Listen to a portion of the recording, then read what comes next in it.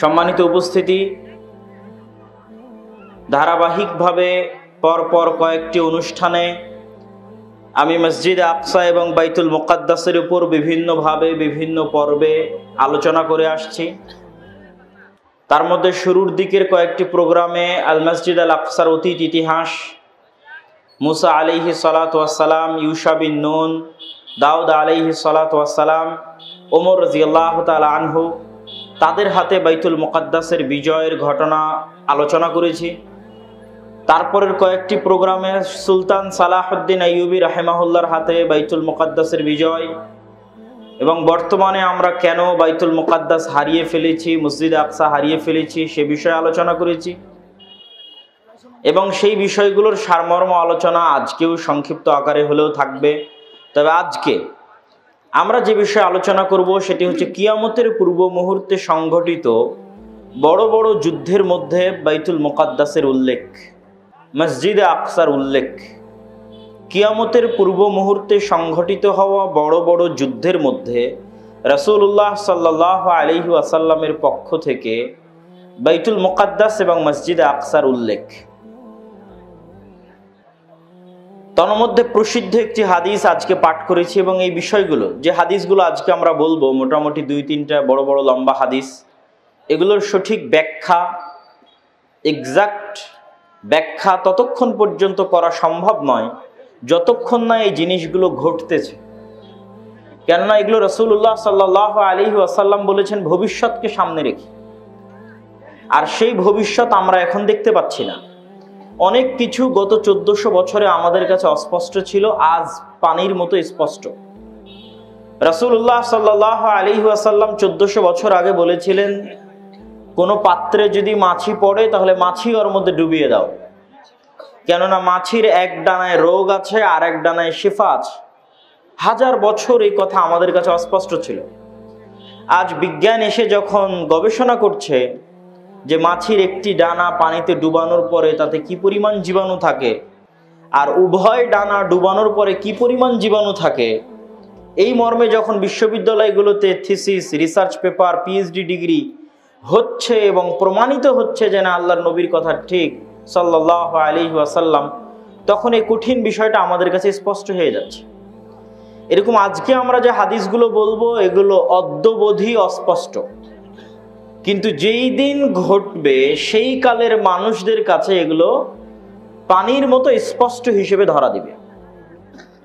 রাসূলুল্লাহ সাল্লাল্লাহু আলাইহি ওয়াসাল্লাম বলছেন, আন মুআয ইবনে জাবাল রাদিয়াল্লাহু তাআলা আনহু আন্নাহু قال রাসূলুল্লাহ সাল্লাল্লাহু আলাইহি ওয়াসাল্লাম, মুআয ইবনে জাবাল রাদিয়াল্লাহু তাআলা আনহু তে বর্ণিত, তিনি বলেন রাসূল সাল্লাল্লাহু আলাইহি ওয়াসাল্লাম বলেছেন, উমরান বাইতুল মাকদিস খারাব ইয়াসরিব, বাইতুল মাকদিসের আবাদ হওয়া মদিনার ধ্বংস হওয়া, ওয়া খারাব ইয়াসরিব, আর মদিনার ধ্বংস হওয়া খুরুজুল মালহামা, মহাযুদ্ধের সংঘটিত হওয়া, ওয়া খুরুজুল মালহামা ফাতহু কুস্তুনতুনিয়া, আর মহাযুদ্ধ আরম্ভ হওয়া মানে কুস্তুনতুনিয়া বিজয় হওয়া, ওয়া ফাতহু কুস্তুনতুনিয়া খুরুজুদ দাজ্জাল, আর কুস্তুনতুনিয়া বিজয় হওয়া মানে দাজ্জাল বের হওয়া।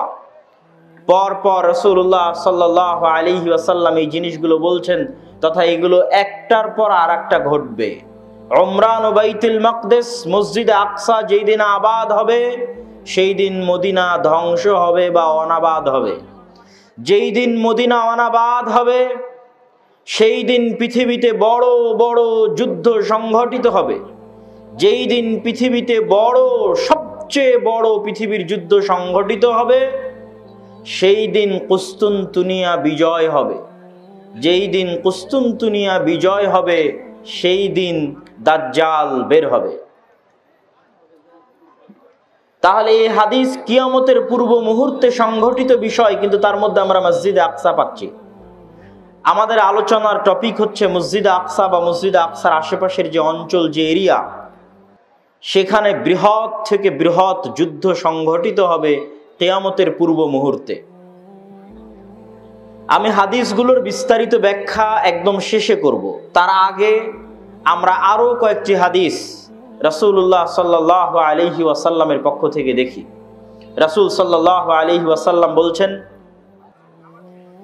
ইয়ান্তাযিরু আও ইয়াখরুজু ৭০,০০০ ইহুদি মিন আসবাহান মা'আদ দাজ্জাল। ইহুদিদের একটা অংশ দাজ্জালের অপেক্ষায় আছে, এবং যেই দিন দাজ্জাল বের হবে, ইস্পাহানের ৭০,০০০ ইহুদি দাজ্জালের সঙ্গী হবে, এবং ওই ৭০,০০০ ইহুদি এবং দাজ্জাল মিলে ইয়াকতুলু মা'আল মুসলিমিন, মুসলমানদের বিরুদ্ধে যুদ্ধ করবে। যুদ্ধ করতে করতে এমন পরিবেশ তৈরি হবে যে ইয়াখতাবিউল ইয়াহুদ ওয়ারা আশ-শাজারা আও তাহতাল হাজার, ইহুদি আশ্রয় নিবে গাছের আড়ালে, পাথরের আড়ালে, আর পাথর এবং গাছ বলে উঠবে ইয়া মুসলিম। পাথর এবং গাছ কথা বলে উঠবে, এই মুসলমান, এই যে এখানে লুকিয়ে আছে হত্যা করো। গাছ বলবে, এই যে এখানে লুকিয়ে আছে হত্যা করো। পাথর বলবে, এই যে এখানে লুকিয়ে আছে হত্যা করো। এবং এই হাদিসের সাথে আরো একটি হাদিস সম্পৃক্ত, যে রাসূলুল্লাহ সাল্লাল্লাহু আলাইহি ওয়াসাল্লাম, আমরা খুব গুরুত্বপূর্ণ আলোচনা শুনছিলাম, সেই আলোচনার দ্বিতীয় হাদিস আমরা পড়লাম যে ৭০,০০০ ইহুদি ইস্পাহান থেকে বের হবে। ইস্পাহান হচ্ছে ইরানের নগরী। আজও ইরানের মধ্যে ইস্পাহান নামে সেই নগরী আছে। আমরা প উচ্চারণ করি ইস্পাহান, আরবিতে এটা উচ্চারণ হয় না, আরবিতে হয় আল আসবাহানি, বা উচ্চারণ হয় ইসবাহান বা আসবাহানি। সেখান থেকে ৭০,০০০ ইহুদি দাজ্জালের সঙ্গী হবে, সাথী হবে, এবং মুসলমানদের বিরুদ্ধে যুদ্ধ করবে। আর সেই যুদ্ধের অবস্থা কি হবে সেটা আমরা দেখলাম। আরেকটি হাদিস দেখি। عن عوف بن مالك رضي الله تعالى عنه أنه قال, আউফ ইবনে মালিক রাদিয়াল্লাহু তাআলা আনহু থেকে বর্ণিত, তিনি বলেন, আমি একদা রাসূলুল্লাহ সাল্লাল্লাহু আলাইহি ওয়াসাল্লামের নিকটে আসলাম। রাসূল সাল্লাল্লাহু আলাইহি ওয়াসাল্লাম আমাকে কিয়ামতের আলামত গণালেন, আমার হাতে গণালেন। তার মধ্যে একটি আলামত রাসূল সাল্লাল্লাহু আলাইহি ওয়াসাল্লাম বললেন, সায়াকুনু হুদনাতুন মা'আর রোম, ইয়ানি সাতাকুনু হুদনাতুন বাইনাল মুসলিমিনা ওয়ার রোম। রোমান খ্রিস্টানদের সাথে মুসলমানদের একটি চুক্তি হবে, আর রোমান খ্রিস্টানেরা এবং মুসলমানেরা চুক্তিবদ্ধ হয়ে তৃতীয় কমন শত্রুর বিরুদ্ধে যুদ্ধ করবে, তথা রোমান খ্রিস্টানদের শত্রু আর মুসলমানদের শত্রু এক। তৃতীয় কমন শত্রুর বিরুদ্ধে মুসলমানেরা যুদ্ধ করবে। এই যুদ্ধে রোমান খ্রিস্টান এবং মুসলমানেরা বিজয়ী হবে। বিজয়ী হওয়ার পর একজন খ্রিস্টান দাঁড়িয়ে বলবে যে আমরা আজকে বিজয়ী হয়েছি লিহাজা সলিব, এই ক্রুশের কারণে, গলায় ঝুলানো ক্রুশ দেখিয়ে বলবে এটার কারণে আজকে আমরা বিজয়ী হয়েছি। তখন একজন মুসলমানের আঁতে ঘা লাগবে, সে দাঁড়িয়ে উঠে তার ক্রসটা ভেঙে দিবে। যখন ভেঙে দিবে তখন রোমান এবং মুসলমানেরা পরস্পরের বিরুদ্ধে যুদ্ধ করার জন্য দাঁড়িয়ে যাবে। রোমান খ্রিস্টান এবং মুসলমানেরা, সেই যুদ্ধের বর্ণনা রাসূলুল্লাহ সাল্লাল্লাহু আলাইহি ওয়াসাল্লাম হাদিসে বিস্তারিত বর্ণনা করছেন। عن أبي هريرة رضي الله تعالى عنه أنه قال قال رسول الله صلى الله عليه وسلم, আবু হুরায়রা রাদিয়াল্লাহু তাআলা আনহু থেকে বর্ণিত, তিনি বলেন রাসূল সাল্লাল্লাহু আলাইহি ওয়াসাল্লাম বলেছেন, লা তাকুমুস সাআহ, কিয়ামত ততদিন পর্যন্ত সংঘটিত হবে না, হাত্তা ইয়ানজিলার রোম বিল আ'মাক আও বিদাবিক, যতক্ষণ না রোমান খ্রিস্টানেরা অবতীর্ণ না হচ্ছে সিরিয়ার আমাক এবং দাবেক নামক জায়গায়। বর্তমান সিরিয়ার হালব নগরী থেকে অনতি দূরে তুরস্ক এবং সিরিয়ার সীমান্তবর্তী অঞ্চলে, বর্তমান তুরস্কের সীমানা এবং বর্তমান সিরিয়ার সীমানা, এই সীমান্তবর্তী অঞ্চলের জায়গার নাম হচ্ছে আমাক এবং দাবেক। এখনো ওই নামেই আছে। এই আমাক এবং দাবেক জায়গায় যতক্ষণ না রোমান খ্রিস্টানেরা অবতীর্ণ না হবে মুসলমানদের বিরুদ্ধে, ফায়াখরুজু ইলাইহিম জাইশুম মিনাল মাদিনা, আর তাদের বিরুদ্ধে যুদ্ধ করার জন্য মদিনা মুনাওয়ারা থেকে মুসলমানদের একটি সেনাবাহিনী রওনা হবে। রাসূলুল্লাহ সাল্লাল্লাহু আলাইহি ওয়াসাল্লাম বলছেন, মদিনা মুনাওয়ারা থেকে বের হওয়া সেই মুজাহিদ বাহিনী খিয়ার ও আহলিল আরজ, তৎকালীন বিশ্বের সর্বোত্তম, সবচেয়ে শ্রেষ্ঠ, সবচেয়ে দামি, সবচেয়ে আল্লাহওয়ালা পরহেজগার মানুষ হবে। মদিনা মুনাওয়ারা থেকে ওই দিন যারা বের হবে যুদ্ধের জন্য, সিরিয়ার মাটিতে যুদ্ধ করার জন্য, রাসূলুল্লাহ সাল্লাল্লাহু আলাইহি সাল্লাম বলছেন খিয়ার ও আহলিল আরজ, তৎকালীন বিশ্বের সর্বশ্রেষ্ঠ আল্লাহওয়ালা পরহেজগার মানুষেরা সেই দিন মদিনা থেকে বের হবে, মদিনা মুনাওয়ারা থেকে বের হবে যুদ্ধের জন্য। যুদ্ধের কথা বর্ণনা করতে গিয়ে রাসূলুল্লাহ সাল্লাল্লাহু আলাইহি ওয়াসাল্লাম বলেন, ফায়ুকাতিলুহুম ফায়ানহাজিমু সুলুসুন লা ইয়াতুবুল্লাহ তাওবাতাহুম আবাদা। ওই দিন মুসলমানেরা 3 ভাগে বিভক্ত হয়ে যাবে। এক ভাগ যুদ্ধের মাঠ ছেড়ে পালিয়ে যাবে, আল্লাহ কোনোদিন এদের তওবা কবুল করবেন না। একদল মুসলমান যুদ্ধের মাঠ ছেড়ে পালিয়ে যাবে, আল্লাহর নবী বলছেন সাল্লাল্লাহু আলাইহি ওয়াসাল্লাম, লা ইয়াতুব, আল্লাহ কোনোদিন তাদের তওবা কবুল করবেন না, আবাদা, কোনোদিন আল্লাহ সুবহানাহু ওয়া তাআলা তাদের তওবা কবুল করবেন না। ওয়া ইউকতালু সুলুসুহুম, 3 ভাগের 1 ভাগ ওই যুদ্ধে মারা যাবে। রাসূলুল্লাহ সাল্লাল্লাহু আলাইহি ওয়াসাল্লাম বলছেন, আফজালুশ শুহাদা ইনদাল্লাহ, আল্লাহর নিকটে সর্বশ্রেষ্ঠ শহীদ বলে গণ্য হবে ওই যুদ্ধে যারা যুদ্ধ করে শাহাদত অর্জন করবে, শহীদ হয়ে যাবে 3 ভাগের 1 ভাগ মুসলমান, তারা আল্লাহর দরবারে সর্বশ্রেষ্ঠ শহীদ হিসেবে বিবেচিত হবে। রাসূলুল্লাহ সাল্লাল্লাহু আলাইহি ওয়াসাল্লাম বললেন, ওয়া ইফতাতিহুস সুলুস, আর 3 ভাগের 1 ভাগ বিজয় লাভ করবে রোমানদের উপরে, 3 ভাগের 1 ভাগ বিজয় লাভ করবে রোমানদের উপরে। লা ইফতানুনা আবাদান, এরা কোনোদিন আর কিয়ামত পর্যন্ত ফিতনায় পতিত হবে না, এবং এদের হাত দিয়ে ইফতাতিহুনা কুস্তুনতুনিয়া, কুস্তুনতুনিয়া বিজয় হবে। কুস্তুনতুনিয়া কি?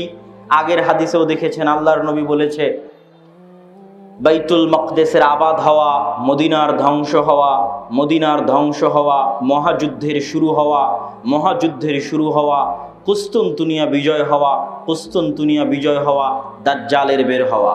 কুস্তুনতুনিয়া হচ্ছে আজকের তুরস্কের ইস্তাম্বুল।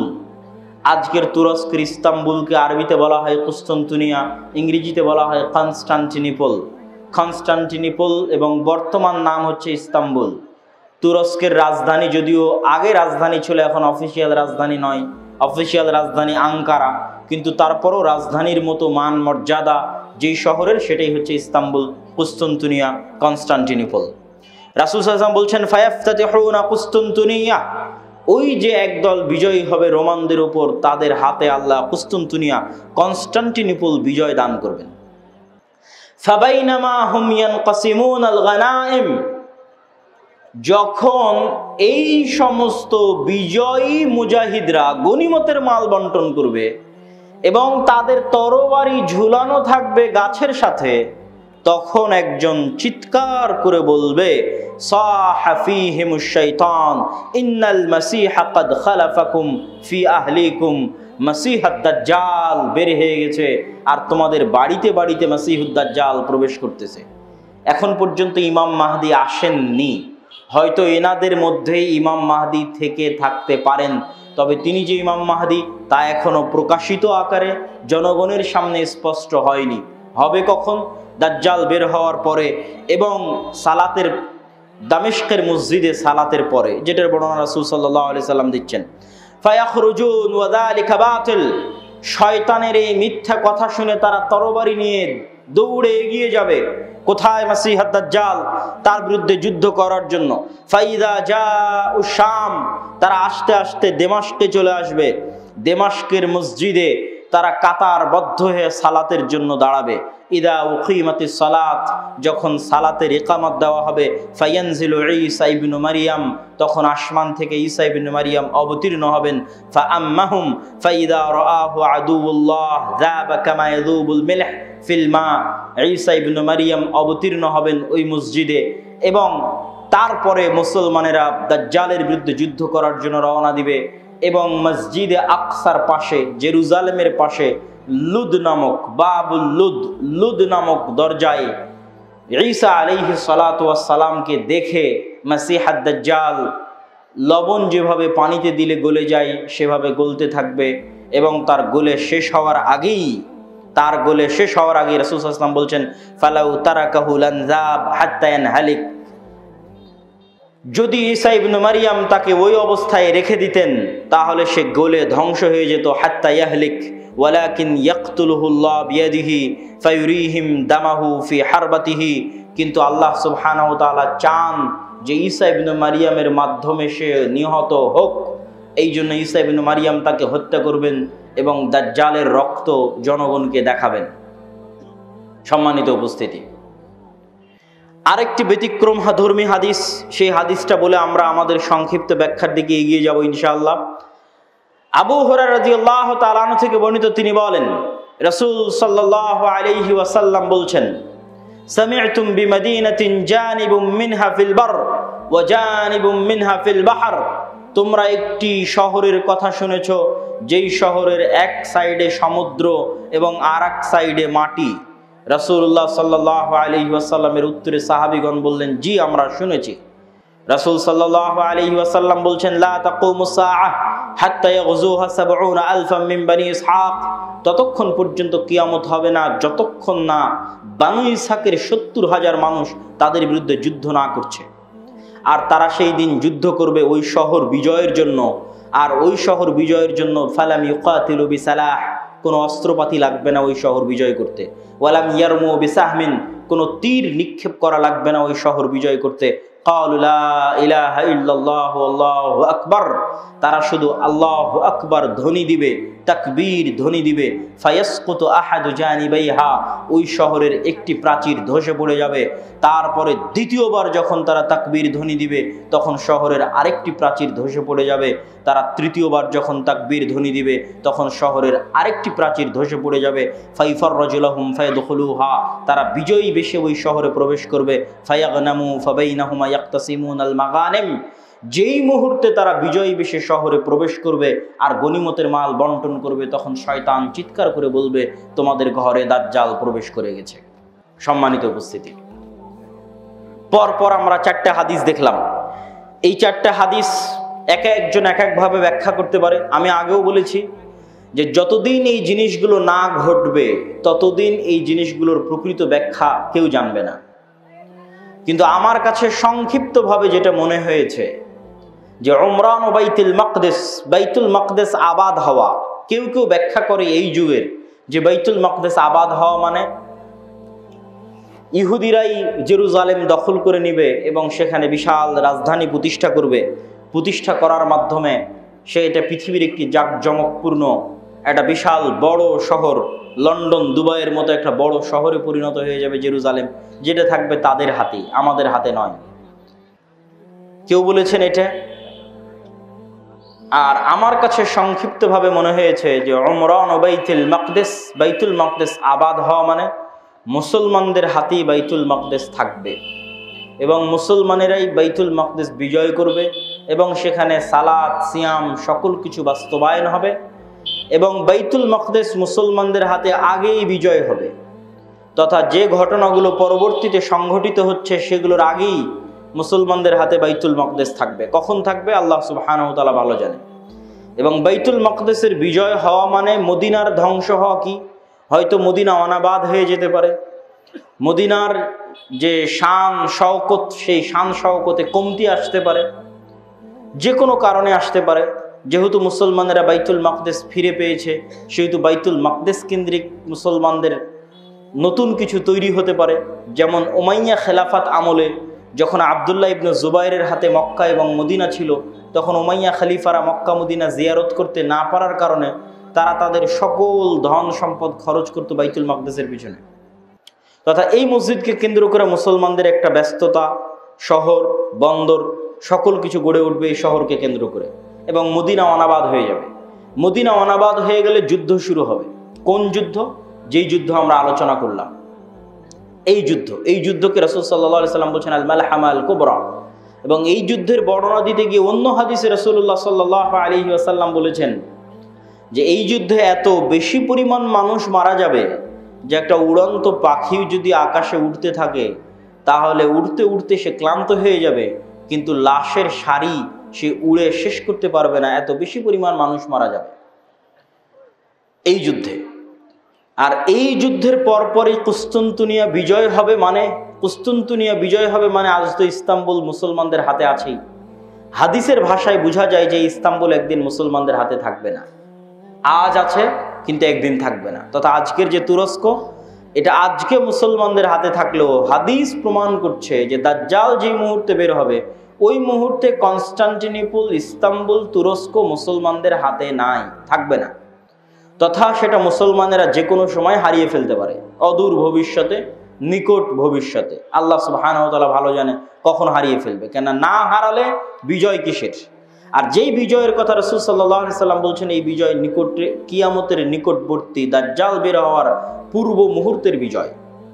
সম্মানিত উপস্থিতি, তাহলে মোটামুটি যদি আমরা এই দুইটা জিনিসের ব্যাখ্যা এভাবে দাঁড় করাই যে বাইতুল মুকাদ্দাস আগেই মুসলমানেরা বিজয় করবে, সেটাই হচ্ছে বাইতুল মুকাদ্দাসের আবাদ।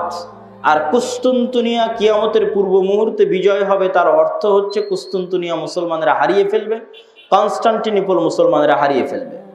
এখন হাদিসের আরো একটা অংশ ব্যাখ্যা করতে বাকি, রোম কারা?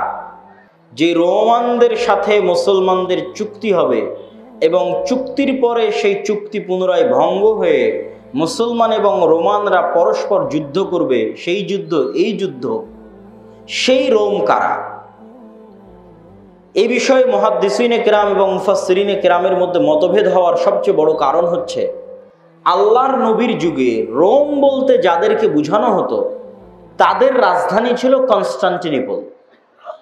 আল্লাহর নবীর যুগে, মানে যেই সময়ে আল্লাহর নবী এই হাদিস বলতেছেন ওই সময়ে রোম বলে যাদের বোঝানো হতো তাদের রাজধানী তুরস্কের ইস্তাম্বুল, কনস্টান্টিনোপল। এবং মুসলমানেরা এটা কোনোদিনই বিজয় করতে পারেনি। মুসলমানেরা এটা বিজয় করেছে অনেক পরে, আজ থেকে 500 অথবা 600 বছর আগে। উসমানীয় খেলাফত আমলে মুসলমানেরা বিজয় করেছে, না উমাইয়া খেলাফত আমলে, না আব্বাসী খেলাফত আমলে কোনোদিন বিজয় হয়নি। ক্রুসেডের যুদ্ধ হয়েছে, তখনও মুসলমানরা ইস্তাম্বুল বিজয় করতে পারেনি। মঙ্গোলীয়রা মুসলমানদের বাগদাদে হত্যা করেছে, তখন মুসলমানরা ইস্তাম্বুল বিজয় করতে পারেনি। তারও পরে মুসলমানরা ইস্তাম্বুল বিজয় করেছে 1400 খ্রিস্টাব্দের দিকে মুহাম্মদ আল ফাতেহ। তো এই জন্য রাসূল সাল্লাল্লাহু আলাইহি ওয়াসাল্লাম যখন রোম শব্দ বলতেছেন হাদিসে মদিনায়, তখন রোম মানে বর্তমান তুরস্কের কনস্টান্টিনোপল, ইস্তাম্বুল। আর তৎকালীন এই রোমে যারা বসবাস করত তারা হচ্ছে অর্থোডক্স খ্রিস্টান। আর আজকে ইতালির যারা রোম, ইতালির রাজধানী রোম, ইউরোপের যারা খ্রিস্টান, আমেরিকার যারা খ্রিস্টান, তারা হচ্ছে ক্যাথলিক খ্রিস্টান। এবং তাদের মধ্যে বিশ্বাসগত এবং আকীদাগত পার্থক্য আছে অনেক বিষয়ে, পদ এবং পদবীগত পার্থক্য আছে, কৃষ্টি কালচার, সামাজিক আচার ব্যবহারগত পার্থক্য আছে। তাহলে রোম বলতে আমরা যদি তৎকালীন রোম ধরি, তথা অর্থোডক্স খ্রিস্টানদের হাতে যখন কনস্টান্টিনোপল ছিল, সেই অর্থোডক্স খ্রিস্টানেরা এখন বসবাস করে রাশিয়ায়। রাশিয়া এবং ইউক্রেনের যুদ্ধের অন্যতম একটা কারণ হচ্ছে ইউক্রেনে ইউরোপিয়ান এবং আমেরিকানেরা ক্যাথলিক খ্রিস্টানের চর্চা বাড়াচ্ছিল, যেটা রাশিয়া কখনোই চায় না যে তার আশেপাশের কোনো দেশে ক্যাথলিক খ্রিস্টানের চর্চা বাড়ুক, কেননা তারা মানে অর্থোডক্স খ্রিস্টান। এবং আমার এর উপর বিস্তারিত ভিডিও আছে ইতেসাম টিভিতে রাশিয়া এবং ইউক্রেনের উপর, যেখানে এই পয়েন্টে আরো বিস্তারিত ইন ডিটেইলস আলোচনা করা আছে। তাহলে আল্লাহর নবীর যুগের রোম যদি ধর্মীয় দৃষ্টিকোণ থেকে তাদের পরিচয় দেখি, যে আল্লাহর নবী যেই সময়ে হাদিস বলছেন ওই সময়ে রোম বলতে কাদের বোঝা হতো, তাহলে কনস্টান্টিনোপলে যে অর্থোডক্স খ্রিস্টানেরা ছিল তাদেরকে বোঝানো হতো। তারা আজ কোথায় আছে? তারা আজ রাশিয়াতে আছে। এবং রাশিয়া যে যুদ্ধগুলো লড়ে সেই যুদ্ধগুলোর পিছনে অনেক ধর্মীয় কারণ আছে, যেটাও আমি আমার ওই ভিডিওতে স্পষ্ট আকারে ডকুমেন্টারি আকারে দেখিয়েছি যে এই যুদ্ধগুলো শুধু বাহ্যিক কোনো কারণে লড়াই করা হয় না। বরং ধর্মীয় কারণে লড়াই করা হয়। যেমন আজকে ইসরায়েল এবং ফিলিস্তিনের যুদ্ধে ইসরায়েল যে যুদ্ধ করতেছে, এটা শুধু বাহ্যিক কোনো কারণ নয়, বরং এর পিছনে ধর্মীয় কারণ আছে। সেটাও বলবো বক্তব্যের শেষের দিকে ইনশাআল্লাহ। আর যদি বলি যে না তারা নয়, তাহলে ইতালির রাজধানী যে রোম, ইতালির রাজধানী রোম মানে আজকের ইউরোপ, আজকের আমেরিকা, যারা আমাদের বিরুদ্ধে ক্রুসেডের যুদ্ধ করার জন্য এসেছিল, কয়েক শতাব্দী আগে বাইতুল মুকাদ্দাস খ্রিস্টানেরা দখল করেছিল, সুলতান সালাহুদ্দিন আইয়ুবী বিজয় করেছিলেন। সেই ক্রুসেডাররা, তাদের সাথে মুসলমানদের চুক্তি হবে, তৃতীয় কোনো পক্ষের বিরুদ্ধে মুসলমানেরা তাদেরকে সাথে করে নিয়ে যুদ্ধ করবে। সেই যুদ্ধে রোমানরা আর মুসলমানেরা বিজয়ী হবে।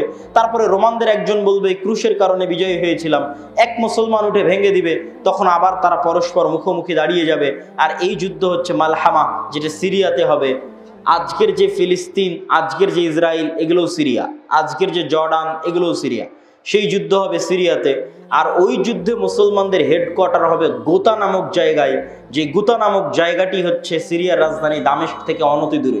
আর সেই যুদ্ধে রোমানদের হেডকোয়ার্টার হবে আহমাক এবং দাবেক নামক জায়গায়, যা বর্তমান সিরিয়া এবং তুরস্কের সীমান্তবর্তী অঞ্চলে এখনো সেই নামে সেই জায়গা পরিচিত এবং জানা যায়। সম্মানিত উপস্থিতি, আজকে দাজ্জালের যে লম্বা হাদিস আছে, সেই লম্বা হাদিস থেকেও দুই একটা পয়েন্ট বলে এই মাটি, এই অঞ্চলের গুরুত্ব বুঝানোর আজকের এই পর্বের আলোচনার আমরা শেষের দিকে চলে যাব ইনশাআল্লাহ। দাজ্জালের হাদিস আপনারা সকলেই জানেন, কিন্তু সেই হাদিসে যে জায়গাগুলোর কথা দাজ্জাল বলেছে, আমরা সেটাই একটু সংক্ষিপ্তভাবে তুলে ধরব। আপনারা তামিম আদ-দারি রাদিয়াল্লাহু তাআলা আনহুর বিখ্যাত হাদিস, যদি শ্রদ্ধেয় শাইখ আব্দুর রাজ্জাক বিন ইউসুফ তার বক্তব্য শুনে থাকেন, তাহলে শুনতে আরো মজা লাগবে। কিন্তু আমি শুধু ব্যাখ্যা করব যে ওখানে দাজ্জাল যে জায়গাগুলোর কথা বলে, ওই জায়গাগুলো কি এবং কোথায়। তো তামিম আদ-দারি রাদিয়াল্লাহু তাআলা আনহু তারা নৌকা নিয়ে সফরে বের হয়েছিলেন। 1 মাস সমুদ্রের মধ্যে ঘুরপাক খেতে থেকেছেন। ঘুরপাক খেতে খেতে যখন একটা দ্বীপে গিয়ে ঠেকেছেন, সেই দ্বীপে তাদের সাথে দাজ্জালের সাক্ষাৎ হয়েছে।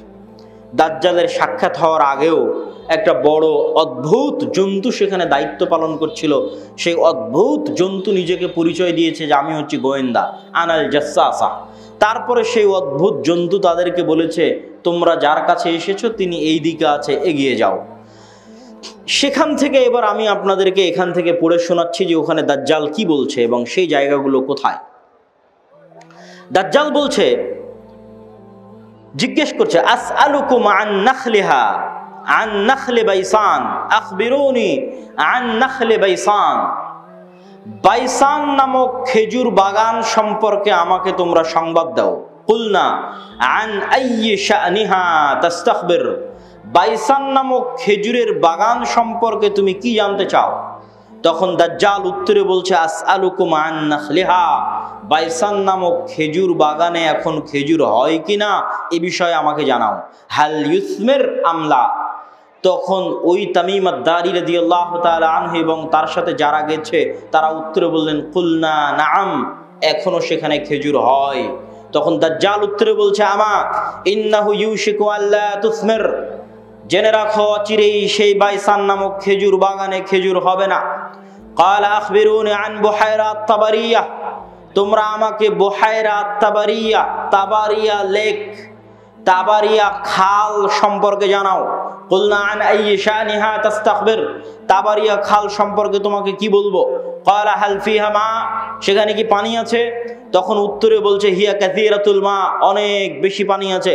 ক্বালা মা ইন্নামা ইউশিকু আন ইয়াযহাব। জেনে রাখো অচিরেই সেই খালে পানি থাকবে না। ক্বালা আখবিরুনি আন আইনি যুগর। আইনে যুগর সম্পর্কে আমাকে জানাও। ক্বালু আন আইয়ি শানিন তাস্তাখবির। তুমি আইনে যুগর সম্পর্কে কি জানতে চাও? বলে, আইনে যুগরে কি এখনো পানি আছে? সেখান থেকে কি মানুষজন পানি নিয়ে চাষাবাদ করে? তখন আমরা বললাম, হ্যাঁ, হিয়া কাসীরাতুল মা, এখনো মানুষ সেখান থেকে পানি নিয়ে চাষাবাদ করে। তখন সে উত্তরে বলল, অচিরেই সেখানে পানি থাকবে না। তখন বলছে, আখবিরুনি আন নাবিয়্যিল উম্মিয়িন। উম্মিয়িনদের নাবী সম্পর্কে আমাকে জানাও। অশিক্ষিত মূর্খ যারা লেখা জানে না, পড়া জানে না, তাদের জন্য যে নবী প্রেরণ করা হয়েছে সেই নবী সম্পর্কে আমাকে জানাও। এই মর্মে কথা সামনের দিকে আগাতে থাকলো। সম্মানিত উপস্থিতি, এখানে 3টা জায়গার কথা বলেছে দাজ্জাল। আশ্চর্যজনক হলেও সত্য যে আজকের পৃথিবীতে এই 3টি জায়গায় তন্মধ্যে বাইসান নামক খেজুরের বাগান এবং জোগার নামক ঝর্ণা, এই তিনটাকে এক্সাক্ট চিহ্নিত করা খুব কঠিন হয়ে যায়। বিশেষ করে আইনে জোগারকে এক্সাক্ট চিহ্নিত করা যে এইটা আইনে জোগার, এটার বিষয়ে নিশ্চিত কেউ গবেষকরা এখন পর্যন্ত তথ্য দিতে পারেনি। কিন্তু বাইসান খেজুরের বাগান সম্পর্কে মোটামুটি ধারণা পাওয়া যায় যে এই খেজুরের বাগান হচ্ছে বাইসান খেজুরের বাগান। আর বহায়রা আত-তাবারিয়া এটা এত প্রসিদ্ধ, এত ব্যাপক, এত পরিচিত যে সবাই জানে। এমনকি ইসরায়েলে সারা পৃথিবী থেকে শত শত খ্রিস্টান এই বহায়রা আত-তাবারিয়া দেখার জন্য যায়। এই জন্য দেখার জন্য যায়, তারা মনে করে তাদের তাওরাত, তাদের বাইবেলে ঈসা আলাইহিস সালাতু ওয়াস সালামের যত মুজিজার কথা বলা আছে, সকল মুজিজা তিনি দেখিয়েছিলেন বহায়রা তাবারিয়ার উপরে অথবা বহায়রা তাবারিয়ার পাশে। সেই মুজিজা যদি হয় অন্ধ ব্যক্তিকে চক্ষুস্মান করে দেওয়া, সেই মুজিজা যদি হয় টাকওয়ালা ব্যক্তির মাথায় চুল গজিয়ে দেওয়া, সেই মুজিজা যদি হয় মৃত ব্যক্তিকে জীবিত করা, এগুলোর অধিকাংশ মুজিজা তাদের বিশ্বাস অনুযায়ী ঈসা আলাইহিস সালাতু ওয়াস সালাম এই লেক, এই খালের পাশে অথবা তার উপরে তিনি করে দেখিয়েছিলেন, এই জন্য তারা দেখতে আসে।